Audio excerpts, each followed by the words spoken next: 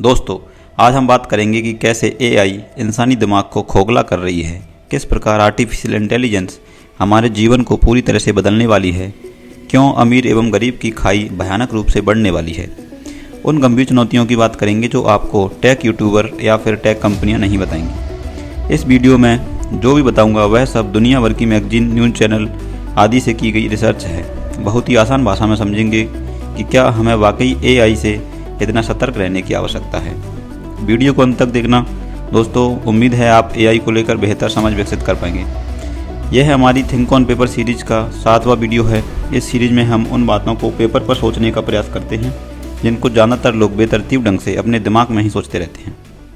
AI यानी artificial intelligence एक ऐसी मशीन लर्निंग तकनीक है जो इंसानों की तरह सोचने, समझने, नई चीज़ों को सीखने की क्षमता रखती है। आसान भाषा में कहें तो एआई का मतलब ऐसी मशीनें हैं जिनके पास अपना स्वयं का दिमाग है।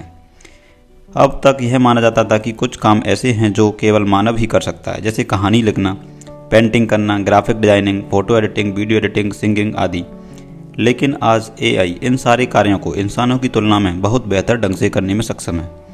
अब तो एआई इतनी शक्तिशाली हो गई है कि यह फिल्में भी बना सकती है। जैसे ओपन एआई कंपनी का सोरा नाम से जो टूल आया है, उसे जो भी लिख कर दे दो उसका बहुत ही शानदार और रियल दिखने वाला वीडियो बना देता है।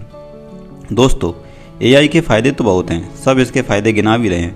हम बात करेंगे कैसे एआई इंसानी दिमाग को खोखला बना रही है।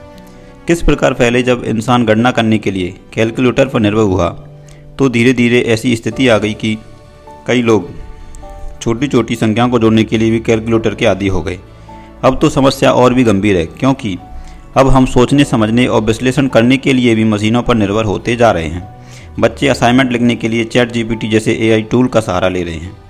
जो बच्चे अपने दिमाग पर जोर डाले बिना एआई से आंसर लिखवा रहे हैं वह कॉलेज में तो पास हो जाएंगे, लेकिन जीवन में कैसे कुछ कर पाएंगे। प्रकृति का नियम है, जिस चीज़ का उपयोग नहीं होता वह धीरे धीरे विलुप्त हो जाती है।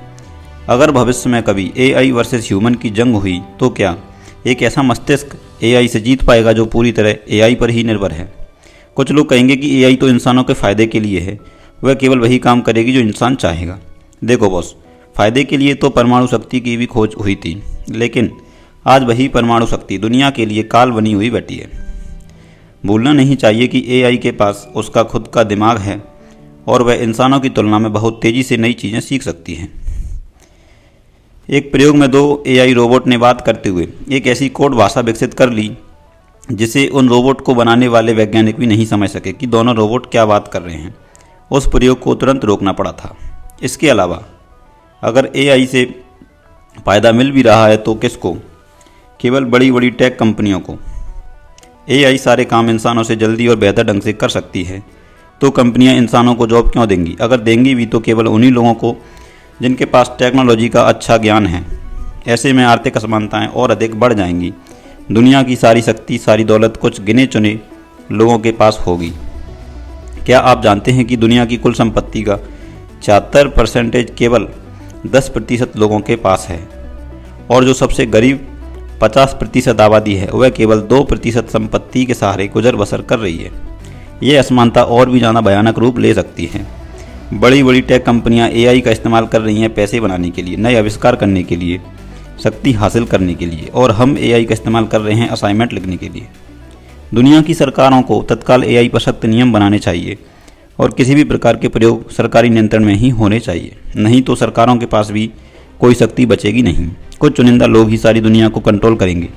इसके अलावा रोज़ नए नए फ्री एआई टूल लॉन्च किए जा रहे हैं जो सामाजिक व्यवस्था को बुरी तरह ध्वस्त कर सकते हैं। पिछले दिनों अभिनेत्री रश्मिका मंदाना का एक वीडियो वायरल हुआ जिसमें उनके चेहरे को किसी दूसरे वीडियो में डालकर सोशल मीडिया पर भ्रम फैलाया गया। दोस्तों, सारी टेक्नोलॉजी इंसानों के फ़ायदे के लिए ही बनी है। यह उसके उपयोग पर निर्भर करता है कि वह वरदान साबित होगी या अभिशाप। परंतु एआई के बारे में हमें विशेष सतर्क रहने की आवश्यकता है, क्योंकि उसके पास अपना खुद का दिमाग है।